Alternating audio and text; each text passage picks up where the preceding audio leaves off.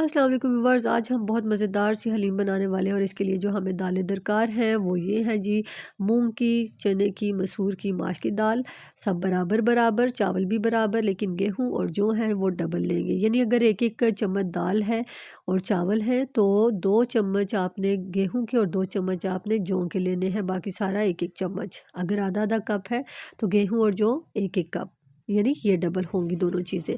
तो हमने सारी रात इसको भिगो के रखना है, अगले दिन इसको अच्छे से धोकर उबलने रख देना है, सिर्फ हल्दी डालकर इसको उबलने रख देना है और बहुत अच्छे से ये गल जाएगा। आप देख सकते हैं बहुत अच्छे से ये गल चुकी हैं सारी दालें। अच्छा, यहाँ पर मैं आपको एक टिप बताती चलूँ कि बहुत सी दालें जो है ना बीच में ढीठ किस्म की होती हैं जो नहीं गलती हैं, तो उसके लिए आपने दालों को उबलते हुए 1 चम्मच ऑयल या फिर डालडा घी डाल देना है, तो दालें जल्दी गल जाती हैं। ये मैंने सरसों का तेल ले लिया और इसमें मैंने ज़ीरा डाल दिया और जैसे ही ज़ीरा तड़केगा, ये मैंने अभी आपको चीज़ें दिखाई थी, हरी मिर्च, लहसुन और अदरक, इसको मैंने ग्राइंड कर लिया और इसको भी मैं सरसों के तेल में डाल दूँगी।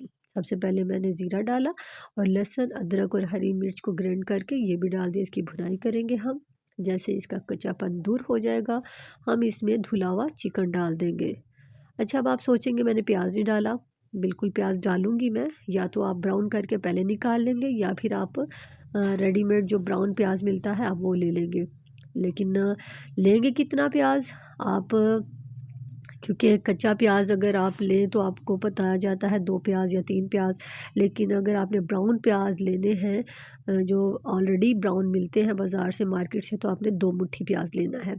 ये देखें जी, लहसुन, अदरक और हरी मिर्च सरसों के तेल में भुन गया, उसकी स्मेल दूर हुई तो मैंने चिकन डाल दिया। अब चिकन की हम भुनाई कर रहे हैं तब तक जब तक इसका कच्चापन दूर ना हो जाए। ठीक है, आप देख सकते हैं चिकन का कलर चेंज हुआ तो मैंने ये ब्राउन प्याज इसमें डाल दिए। मैंने ऑलरेडी ब्राउन प्याज जो बाज़ार से मिलते हैं पैकेट में, मैंने वो लिए हुए हैं। आप ख़ुद से भी ब्राउन कर सकते हैं और ब्राउन करके आप अलग करके रख लें जब तक वो क्रिस्प ना हो जाए, तो आप बाकी के मसाला जात बिल्कुल ऐसे ही रेडी कर सकते हैं। देख सकते हैं मैंने ब्राउन प्याज डालने के बाद थोड़ा सा मिक्स किया और टमाटर भी डाल दिए। कई लोग हलीम में टमाटर नहीं डालते, मैं डालती हूँ क्योंकि मुझे सुकून नहीं मिलता जब तक मैं पूरे मसाले ना डाल लूँ। ये रहा जी, नमक, मिर्च और हल्दी मैंने डाल दिया। अपने मसाले के हिसाब से, तीखेपन के हिसाब से आपने डालना है, कितना तीखा, कितना नमक रखना है, कम या ज़्यादा। एक हंडिया के लिए कितना नमक मिर्च दरकार होता है वो सब आप जानते हैं, तो बस उसी हिसाब से आपने नमक, मिर्च, हल्दी डाल देनी है। आप कलर देख सकते हैं कितना खूबसूरत कलर आया है। और ये रही मेरी सारी दालें जो बॉयल हो गई हुई थी, लेकिन इनको मैंने ठंडा होने रखा है। इसमें चमचे मार रही हूँ ताकि थोड़ा ठंडा हो, इसकी सारी स्टीम निकले, तो हम इसको ब्लेंड करेंगे। ये रहे हलीम के मसाले जो हमें घर पे तैयार करने हैं। बादियान का फूल है, जायफल है, जवित्री है, काली मिर्च है, ज़ीरा है, जो भी चीज़ें हैं इन सब को मैंने जो है ना ग्राइंड कर लिया। ठीक है, इसको हम एक साइड पे रख देंगे। आधी जो मसाला अभी हमने ग्राइंड किया, हमने दाल जो उबाली हुई है उसके अंदर डाल के ग्राइंड कर लेंगे और आधा मसाला मैंने जो चिकन की भुनाई कर रही हूँ उसमें डाल देंगे।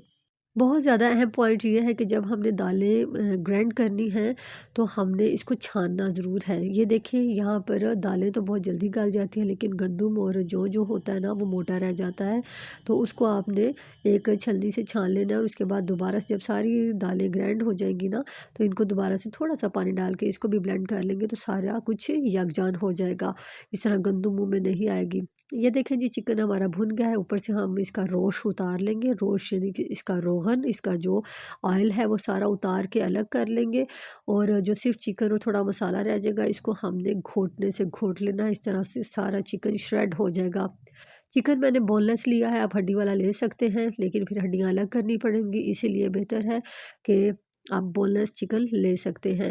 ये देखें जी, जैसे ही मेरा चिकन श्रेड हुआ, मैंने जो दालें ब्लेंड की थी वो मैंने इसमें डाल दी हैं और इसको मैं अच्छे तरीके से मिक्स कर रही हूँ और खूब अच्छे तरीके से मिक्स कर रही हूँ। आप कलर देख सकते हैं कितना खूबसूरत कलर हलीम का आया है।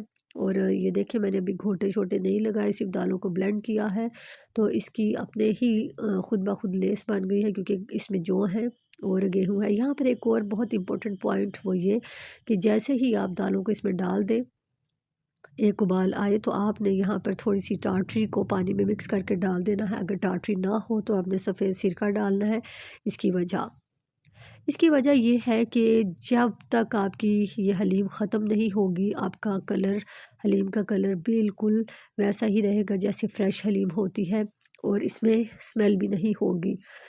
जितने भी कमर्शियली हलीम दलीम बनते हैं, वो सर्व करने से पहले टाटरी को पानी में मिक्स करके उसका छींटा लगाते हैं आपको ये सर्विंग प्लेट में, और इस तरह से आपको जैसे जैसे हलीम मिलती है, जब तक आप उसकी आखिरी बाइट नहीं लेते, उसका कलर बिल्कुल सेम रहता है। और घर में क्योंकि जब हलीम बहुत ज़्यादा बनती है, इसका कलर सेम बरकरार रखने के लिए आप ये वाली टिप इख्तियार कर सकते हैं। मैं अब इसको उबाल दिलवाए हैं, और जैसे इसके उबाल आ गए, इस पे मैंने इसका रोश डाल दिया, और ये अलग से सर्विंग प्लेट में भी मैं इसका रोश अलग से डाल रही हूँ। इसका रोस्ट डालने के बाद हम इसकी गार्निशिंग करेंगे। आप देख सकते हैं बहुत खूबसूरत इसका कलर आ गया, और जो खुशबू है वो सिर्फ मैं सूंघ सकती हूँ। आप बनाएंगे इसी तरीके से तो आपको भी यकीनन बहुत ज़्यादा अच्छी खुशबू आने वाली है, बहुत अच्छा टेस्ट मिलने वाला है। घर की हलीम है, बहुत ढेर सारी बन जाती है। बाहर की महंगी हलीमों को छोड़ें और घर में बनाइए, इंजॉय कीजिए। चाट मसाला मैंने स्प्रिंकल किया, पुदीना, और ये रहे ब्राउन प्याज और नींबू और अदरक, ये सारी चीज़ें मैंने गार्निशिंग के लिए इस पे स्प्रिंकल कर दी हैं। बहुत मज़ेदार सी हलीम मेरी रेडी हो गई है, और ये मैंने अलग अलग बर्तनों में डाल दी है, अलग अलग घरों में भेजने के लिए, क्योंकि हमसायों का भी हक भाई सबसे पहले होता है। जब आप अच्छी चीज़ बनाएं तो लाजमी तौर पे उनको याद रखें। तो मैंने ये अपने हमसायों को देने के लिए रेडी किया। आप भी इसको इंजॉय कीजिए। मेरी बताई हुई रेसिपी के मुताबिक हलीम बनाकर मुझे ज़रूर बताइएगा। Thank you for watching, see you next time, till then bye bye, अल्लाह हाफिज़, सायोनारा।